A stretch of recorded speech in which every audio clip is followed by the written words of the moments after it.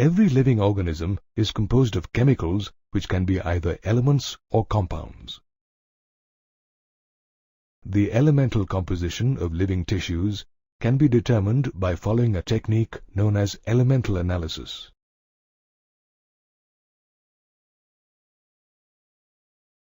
Interestingly, we obtain similar elements while doing an elemental analysis of different living and non-living things. For example, we find that elements such as carbon, hydrogen, oxygen are common to the Earth's crust as well as living tissue. However, the composition of these elements is much higher in a living organism compared to the Earth's crust, as shown in this table. To ascertain the chemical composition of organic compounds in a living organism, we perform chemical analysis. For example, to find the chemical composition of a living tissue, such as a vegetable, we first grind it in trichloroacetic acid. As a result, we obtain a thick slurry. Now we strain this slurry through a cheesecloth to obtain two fractions. One fraction is the filtrate or the acid-soluble pool, and the other fraction is the retentate or acid-insoluble fraction. The acid-soluble pool contains organic compounds. Once a compound has been extracted, the next stage is to separate one compound from the others using separation techniques such as chromatography and centrifugation. Thereafter, various analytical techniques are used to identify the molecular formula and the structure of the compound. All the carbon compounds we derive from living tissues are called biomolecules. For example, carbohydrates, lipids, amino acids, water, and nucleic acid. Biomolecules such as amino acids and sugars are also known as metabolites because they are intermediates and products of metabolism.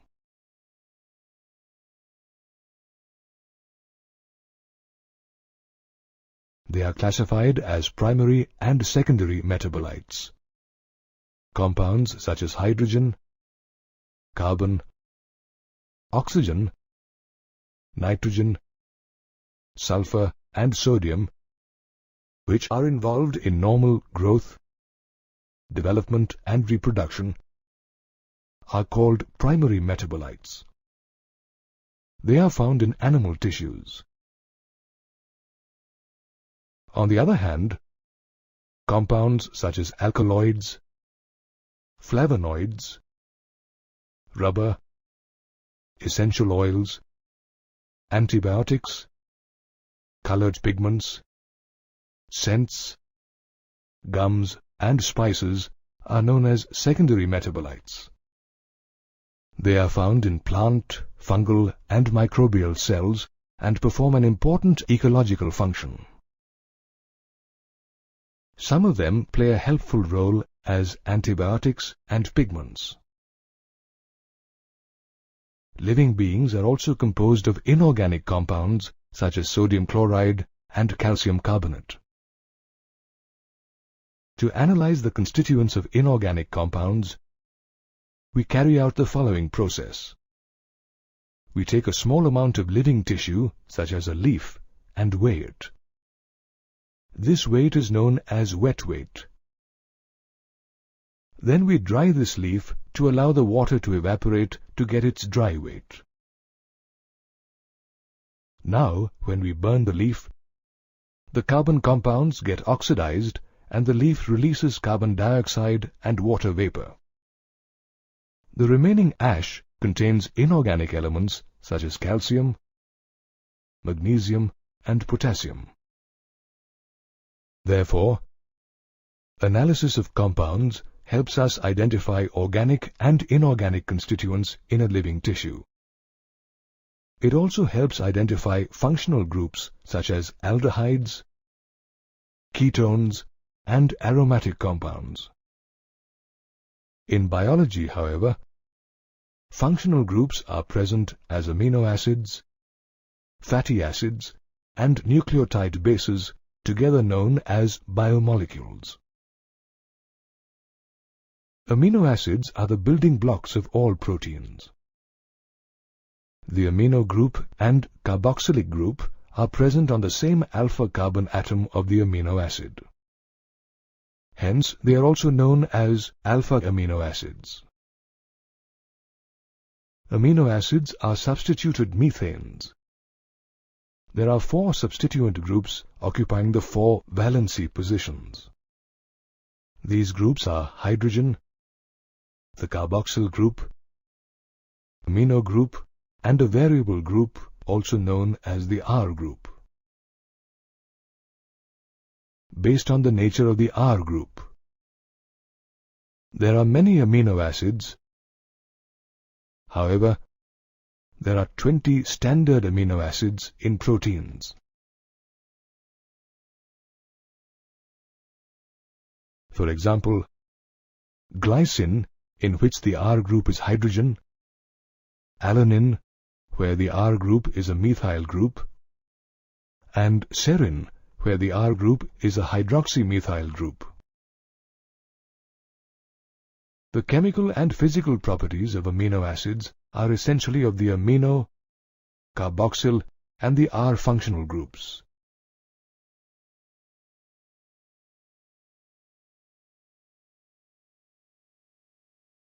As amino acids contain both the amino group and carboxyl group, they can be acidic, such as glutamic acid, basic, as in the case of lysine, and neutral, like valine. Similarly, there are aromatic amino acids such as tyrosine, phenylalanine, and tryptophan. A unique property of amino acids is the ionizable nature of the NH2 and COOH groups. Amino acids behave as both bases and acids. In solutions at a particular pH, ions with both positive and negative charges are equal. This form is known as the zwitterionic form. Another group of biomolecules is fatty acids. Long chains of fatty acids and their derivatives lead to the formation of lipids. Lipids include a broad range of molecules such as fats, waxes, fat-soluble vitamins, and glycerides. They are generally insoluble in water. Fatty acids that form lipids have a carboxyl group attached to an R group. The R group could be a methyl, ethyl, or a higher number of CH2 group with 1 carbon to 19 carbons. For example, palmitic acid has 16 carbons, including a carboxyl carbon. Fatty acids can be saturated or without a double bond. They can be unsaturated or with one or more C double bond C. Glycerol or trihydroxypropane is a simple lipid. When fatty acids combine with glycerol, they form esters, also known as glycerides. Glycerides can be monoglycerides, diglycerides, and triglycerides. Based on their melting points, glycerides may be either fats or oils. Oils have a lower melting point and hence remain as oil in winter, while fats freeze easily at low temperatures. Lipids, that contain phosphorus and a phosphorylated organic compound are known as phospholipids. They are found in the cell membrane. Living organisms also have many carbon compounds with heterocyclic rings, such as adenine, guanine, and thymine. These compounds are called nucleotide bases, and they are important biomolecules. When carbon compounds with heterocyclic rings are attached to a sugar, they are called nucleosides. For example, adenosine and thymidine.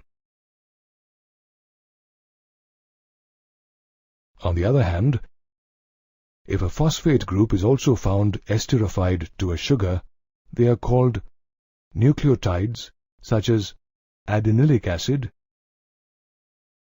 and thymidyllic acid. Nucleic acids such as DNA and RNA consist of nucleotides. They are molecules involved in heredity. Thus, biomolecules act as building blocks of life and perform vital functions in living organisms. All living organisms produce organic molecules called biomolecules. Biomolecules can be broadly divided into two types: biomicromolecules and biomacromolecules.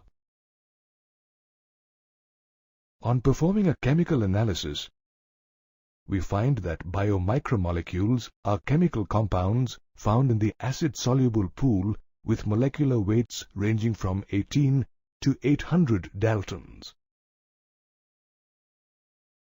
Some examples of biomicromolecules are water, minerals, amino acids, sugars, lipids, and nucleotides.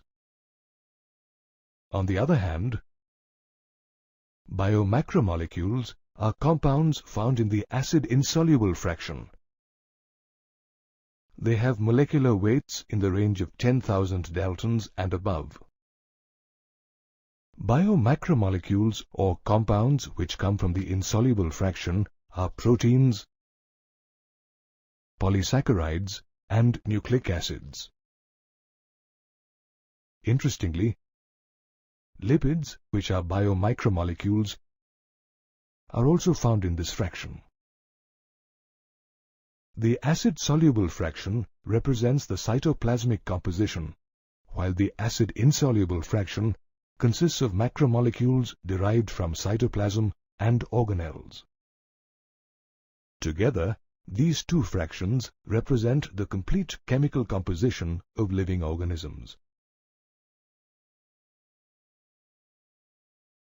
Biomacromolecules have molecular weights in the range of 10,000 daltons and above. Let's understand why lipids, whose molecular weight does not exceed 800 daltons, are a part of the acid-insoluble fraction. Lipids have a small molecular weight, and they are arranged in the cell membrane and in the membranes of mitochondria, chloroplast, and Golgi apparatus. During a chemical analysis, when we grind a tissue, the cell structure ruptures and various membranes break into pieces and form vesicles. These vesicles are not water-soluble because lipids are hydrophobic. So, they get separated along with the acid-insoluble pool. We'll now learn about polysaccharides in the acid-insoluble fraction. Polysaccharides are long chains of sugars. They are thread-like structures consisting of different monosaccharides as building blocks. In a polysaccharide chain, for example in starch, the right end is known as the reducing end, while the left end is called the non-reducing end. Polysaccharides can be divided as homopolysaccharides or heteropolysaccharides. When all the monosaccharide units in a polysaccharide are of the same type, it is called a homopolysaccharide or simply homopolymer. Some examples are cellulose, starch, glycogen, and inulin. Cellulose is a homopolymer consisting of only glucose as a monosaccharide unit. Some examples of cellulose are a plant's cell wall, paper made from plant pulp, and cotton fibers. Starch, on the other hand, is a homopolymer of glucose which acts as the storehouse of energy in plant tissues. Starch forms helical secondary structures, and in that position it can hold iodine molecules. Conversely, cellulose cannot hold iodine molecules as it does not contain complex helices. In animals, glycogen acts as a homopolymer formed of glucose as a monosaccharide unit, a variant of starch. Inulin is a polymer of fructose. Polysaccharides, which are formed of more than one type of monosaccharide unit, are called heteropolysaccharides or simply heteropolymers. They are complex in nature, with amino sugars and chemically modified sugars as building blocks. Glucosamine and N-acetyl galactosamine are examples of heteropolymers. Another type of biomacromolecule in the acid-insoluble fraction of living tissues are nucleic acids.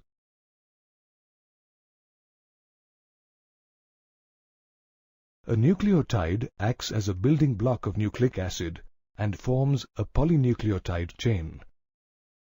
A nucleotide has three chemically distinct components, namely a heterocyclic compound, a monosaccharide, and phosphoric acid or phosphate. The skeletal heterocyclic ring compounds are actually nitrogenous bases such as adenine, guanine, uracil, cytosine, and thymine. There are two types of nitrogen-containing bases, namely purines and pyrimidines. In a purine, 6-member and 5-member nitrogen-containing rings are fused together. Pyrimidines, however, have only a 6-member nitrogen-containing ring. Therefore, adenine and guanine are substituted purines, while uracil, cytosine, and thymine are pyrimidines. The sugar found in nucleotides is either ribose or 2'-deoxyribose. Both these are monosaccharide pentose sugars. Therefore, nucleic acid containing deoxyribose is called deoxyribonucleic acid or DNA, while the one with ribose is called ribonucleic acid or RNA. Both DNA and RNA carry genetic information and are found in the cells of all living things. Together, polysaccharides, nucleic acids, and polypeptides or proteins form the macromolecular fraction of all living tissues. Proteins are important biomolecules needed by all living organisms. They are polymers of amino acids arranged in a linear chain and linked by peptide bonds. Therefore, they are also known as polypeptides. Amino acids that go into the making of proteins can be essential or non-essential. essential amino acids are found in our diet, while non-essential proteins are synthesized by our body. There are 20 types of amino acids that come together to form proteins, and so they are also known as heteropolymers. In a heteropolymer, there are different types of monomers repeating n number of times. Proteins form very interesting three-dimensional structures. The structure of molecules is depicted differently in different disciplines. In chemistry, structure means the molecular formula. For example, salt is also known as sodium chloride or NaCl, where NaCl is the molecular formula and not the structural formula.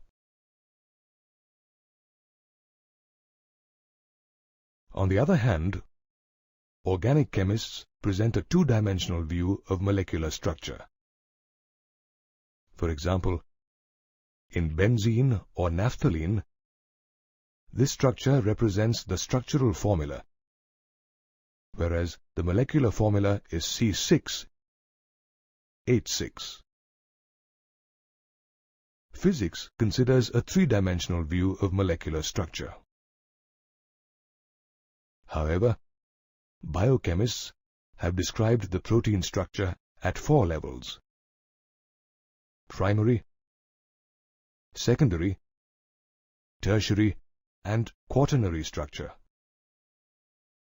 Let's learn more about them. The primary structure is the simplest structure, which refers to the positional information of amino acids in a protein.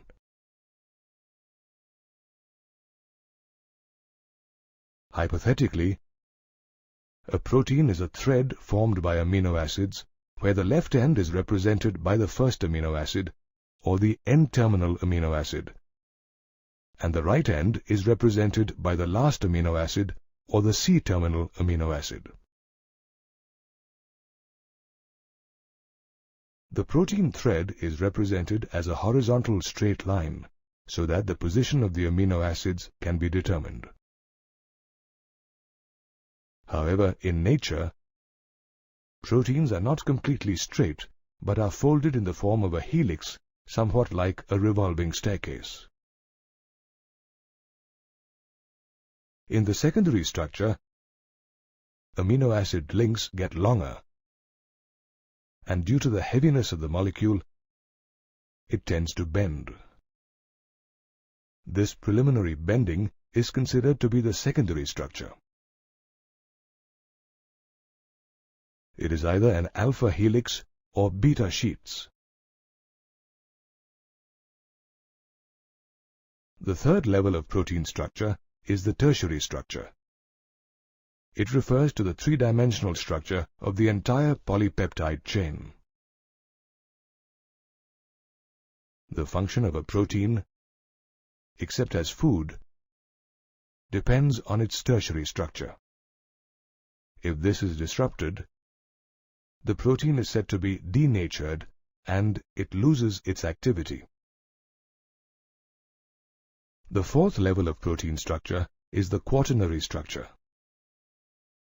This structure is formed by several protein molecules or polypeptides, also known as protein subunits. These subunits are arranged as a linear string of spheres arranged one upon each other in the form of a cube or plate. For example, adult hemoglobin consists of 4 subunits, 2 of which are identical to each other. Therefore, 2 alpha-type subunits and 2 beta-type subunits collectively form human hemoglobin. Some of the most common proteins we come across are collagen, rubisco, trypsin, insulin, antibodies, receptors, and GLUT4. Let's learn more about each of these proteins. Collagen is the most commonly occurring protein in the animal world. Collagen fiber is generally found in connective tissues and acts as an intercellular ground substance in the space between the cells. On the other hand, ribulose bisphosphate carboxylase oxygenase, or Rubisco, is the most abundant protein in the whole of the biosphere. It acts as a catalyst during the process of carbon fixation. Trypsin acts as an enzyme, and insulin acts as a hormone. Another protein called antibody helps fight infections. Receptor, another protein, helps in sensory reception, while glucose transporter 4 or GLUT4 helps in transporting glucose to the cells. In this manner, various proteins play a vital role for every living organism. The structure of these proteins is crucial in determining their functions. Bonding plays a crucial role in the making of a polymer. A polymer is formed when many monomers come together and bond in long chains. For example, polyethylene is made up of repetitive units of ethylene monomer. Let's look at the bonding in biomolecules such as proteins, polysaccharides, and nucleic acids. Proteins are amino acids linked by peptide bonds. This chemical bond is formed when the carboxyl group of an amino acid reacts with the amino group of the next amino acid, losing a water molecule. This process is also known as dehydration. Polysaccharides are formed when several monosaccharides link together by a glycosidic bond. This bond is also formed due to dehydration. The glycosidic bond is a functional group that can exist between two carbohydrate molecules or between a carbohydrate and a non-carbohydrate molecule, as between glucose and serine. The bonding in nucleic acids is different. Here, the 3' carbon atoms of one sugar of a nucleotide are linked to the 5' carbon atoms of the sugar of the succeeding nucleotide by a phosphate moiety. The phosphate and hydroxyl groups of sugar join to form an ester bond. The ester bonds formed by the phosphate group between the 3rd and 5th carbon atoms of adjacent pentose sugar rings are called phosphodiester bonds. This bond links 3' carbon atoms of one sugar molecule with the 5' carbon atoms of an adjacent sugar molecule.